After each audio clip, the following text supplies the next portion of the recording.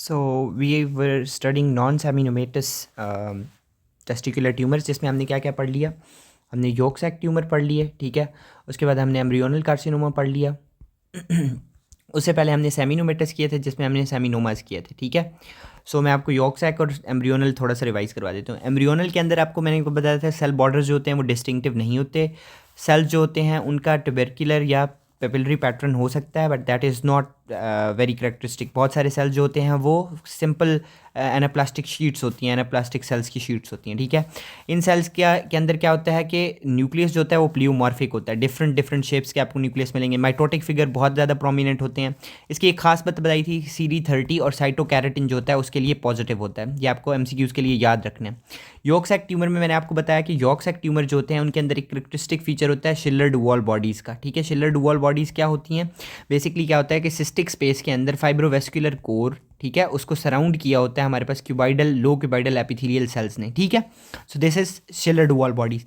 Cell किस तरह के होते हैं? क्यूबाइडल या लो टॉल कलमनर सेल्स होते हैं, ठीक है, लो कलमनर सेल्स होते हैं, ठीक है।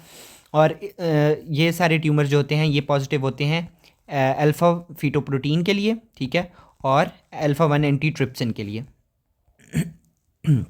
होपफुली आपको ये बात समझ आ गई होगी। और सेमिनोमास किसके लिए होते हैं? प्लेसेंटल अल्कलाइन फॉस्फेटेज के लिए। ये बातें हो गई। अब हम चलते हैं नेक्स्ट नॉन सेमिनोमेटस कार्सिनोमा की तरफ, दैट इज़ कोरियो कार्सिनोमा। अब आपने कोरियो कार्सिनोमा से आपके दिमाग में आ जाना चाहिए, जब हम एम्ब्रियो पढ़ते थे तो उसमें दो सेल्स पढ़ते थे जिनको हम कहते थे साइटोट्रोफोब्लास्ट, एंड उनके अंदर फिर उनसे फर्दर बनते थे सेंसिशियोट्रोफोब्लास्ट, जो कि एम्बेड कर रहे होते थे इनटू द एंडोमीट्रियम, ठीक है। जब कंसेप्शन हो रही होती थी तो हम कहते थे कि जो फर्टिलाइज्ड होके सेल आ रहे हैं, ठीक है, वो सारे एक लेयर बनाते हैं जिसको हम कहते हैं बाहर वाली लेयर, जिससे फर्दर जाके प्लेसेंटा बनता है ना, प्लेसेंटा इन्हीं से बनता है।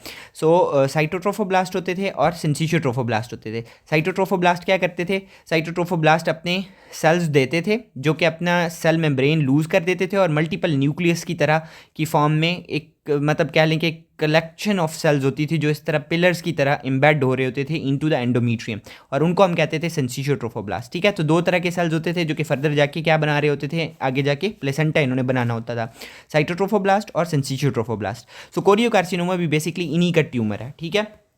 सो कोरियो कार्सिनोमा में हमें मॉर्फोलॉजी में यही दो चीज़ें मिलेंगी, ठीक है।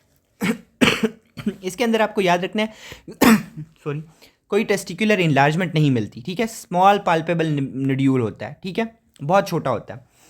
और इसके अंदर बैकग्राउंड जो होता है वो आप अगर यहाँ पे देखें बहुत ज़्यादा हैमरेज मिल रहा है आपको, देख रहे हैं आपको बैकग्राउंड पूरा हैमरेजस है, ठीक है।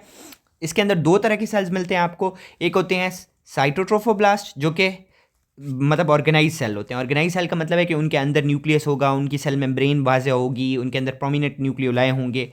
और दूसरे होते हैं जो कि मल्टीपल न्यूक्लियस के सेंसिशियोट्रोफोब्लास्ट होते हैं। मैंने आपको ये कहा ना, सेंसिशियोट्रोफोब्लास्ट बनते इसी तरह है, ठीक है, मल्टी न्यूक्लिएटेड होते हैं वो। सो साइटोट्रोफोब्लास्ट हैं और दूसरा कंपोनेंट क्या है, सेंसिशियोट्रोफोब्लास्ट। और पड़े किस तरह होते हैं, इनका बैकग्राउंड कैसा होता है, हेमरेजस बैकग्राउंड के ऊपर, ठीक है। सो इसमें दो तरह के सेल्स मिलते हैं आपको ऑन द हेमरेजस बैकग्राउंड। एक होते हैं सेंसिशियोट्रोफोब्लास्ट और दूसरे होते हैं साइटोट्रोफोब्लास्ट, ठीक है। साइटोट्रोफोब्लास्ट जो होते हैं वो मोनोन्यूक्लियर होते हैं, उनके अंदर एक ही न्यूक्लियाई नजर आ रहा है आपको, ठीक है, एक ही न्यूक्लियाई होता है। जबकि दूसरे होते हैं जो कि मल्टी न्यूक्लियोटेड सेल्स होते हैं जिनको हम क्या कहते हैं, सेंसिशियोट्रोफोब्लास्ट कहते हैं, ठीक है। ओके, सो ये आपको कोरियो कार्सिनोमा के लिए। और इसका क्या होगा marker, beta HCG। Beta HCG और किस में पॉजिटिव हो सकता है, सेमिनोमाज में पॉजिटिव हो सकता है, बट बहुत कम लेवल होता है, ठीक है। सबसे ज़्यादा बीटा HCG वो पॉजिटिव होगा कोरियो कार्सिनोमा के अंदर होगा, ठीक है। सो अभी हम सीरम कर लेते हैं एक दफ़ा रिवाइज। सेमिनोमाज में मैंने आपको बताया अल्कलाइन फॉस्फेटेज, ठीक है, प्लेसेंटल अल्कलाइन फॉस्फेटेज। उसके अलावा LDH के लेवल भी रेज हो सकते हैं और बीटा HCG के भी कुछ लेवल रेज हो सकते हैं, किसमें, सेमिनोमाज में, ठीक है। साइटोकैरेटिन और CD30 किस में पॉजिटिव थे, एम्ब्रियोनल कार्सिनोमा के अंदर, ठीक है।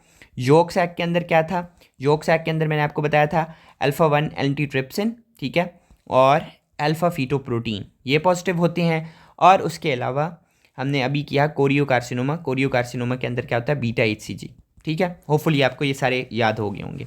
अब हम पढ़ते हैं स्ट्रोमल हमने कहा था कि हमारे पास जो टेस्टिकुलर ट्यूमर्स होते हैं वो 3 तरह के होते हैं, ठीक है। एक होते हैं जो कि स्ट्रोमल कंपोनेंट के होते हैं, दूसरे होते हैं जो जर्म सेल ट्यूमर्स होते हैं, और तीसरे मैंने कहा था कि मिक्स ट्यूमर्स होते हैं, ठीक है। तो हमने जर्म सेल ट्यूमर सारे कर लिए। Germ cell tumor further divide होते थे into seminomatous and non seminomatous, ठीक है। तो सेमिनोमेटस में हमने सेमिनोमास पढ़े थे जो फर्दर 3 तरह के थे, एनाप्लास्टिक, क्लासिकल और स्पर्मेटोसिटिक, ठीक है।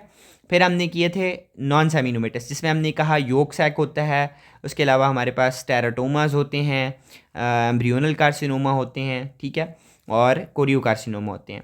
अब हम पढ़ने लगे हैं स्ट्रोमल कंपोनेंट। स्ट्रोमल कंपोनेंट में मैंने आपको स्टार्ट में बताया था 2 सेल्स होते हैं, सपोर्टिंग सेल्स होते हैं, ठीक है। एक होते हैं सर्टोली सेल्स और दूसरे होते हैं लीडिंग सेल्स, ठीक है। अच्छा, अब जो लीडिंग सेल का ट्यूमर होता है ना, ये वैसे एग्जाम के लिए इतने इंपॉर्टेंट नहीं है, यू कैन स्किप दम, बट आपको मैं बता देता हूँ इसके MCQs क्या आ सकते हैं। जो लीडिंग सेल के ट्यूमर्स होते हैं ना, लीडिंग सेल के ट्यूमर्स होते हैं, they are usually in the form of nodules, ठीक है। नड्यूल्स की फॉर्म में ग्रॉसली आपको नज़र आते हैं, ठीक है। हिस्टोलॉजी में आप अगर मैं ये इस पिक्चर को देखें, इसमें आपको क्या क्या मिल रहा है। इसको आपको राउंडेड सेल मिल रहा है, तो सेल कैसे होंगे, राउंडेड या ओवल, सही है। इनके अंदर राउंडेड न्यूक्लियस होगा, ठीक है, प्रोमिनेंट न्यूक्लियस। उसके अलावा क्या मिलेगा आपको, येलो कलर में लिपिड वैक्यूल्स मिलेंगे। क्या मिलेंगे, लिपिड वैक्यूल्स, ठीक है। उसके अलावा आपको क्या मिल सकता है, आपको ये पिंक कलर के क्रिस्टल्स मिलते हैं, ठीक है, जिनको हम क्रिस्टल्स ऑफ रैंकी कहते हैं। They are basically some kind of protein. इनकी इम्यूनोहिस्टोकेमिस्ट्री इतनी ज़्यादा मतलब वाजह नहीं है, but they are very much pathognomonic for Leydig cell. तो आपको याद रखना है, ये MCQs आए, rod shaped crystalloids of Reinke, ठीक है, these are pathognomonic for Leydig cell tumour, ठीक है। उसके अलावा आपको ब्राउन कलर का पिगमेंट मिल रहा है, they are wear and tear component, जिसे हम कहते हैं लाइपोफ्यूजन, ठीक है। सो यही चीज़ें आपको मिल रही हैं, ठीक है। और उसके अलावा आपको कुछ रेड कलर की चीज़ें मिल रही हैं जो कि बेसिकली सिंपल हेमरेजेस कह लें, ठीक है। सो न्यूक्लियस आपको मिला, ओवल शेप सेल्स हैं, राउंडेड न्यूक्लियाई है, ठीक है, ओवल शेप कह रहा हूँ, राउंडेड सेल है, राउंडेड न्यूक्लियस है प्रोमिनेंट। उसके अलावा पिगमेंट आपको मिल रहे हैं लाइपोफ्यूजन के, लिपिड वैक्यूल्स मिल रहे हैं, और उसके अलावा ग्रैनुलर साइटोप्लाज्म आप कह लें, ठीक है, ग्रैनुलर साइटोप्लाज्म है। सो ये हो गई लीडिंग सेल की। जो हमारे पास सर्टोली सेल्स होते हैं, दे आर बिनाइन ट्यूमर्स। उसके अंदर जो सेल्स होते हैं वो कॉर्ड्स या ट्यूब्यूल्स की फॉर्म में अरेंज हुए होते हैं। सो आपको उसको करने की ज़रूरत नहीं है इतना ज़्यादा, बस आपको ये पता होना चाहिए। होपफुली आपको यहाँ तक क्लियर हो गया होगा।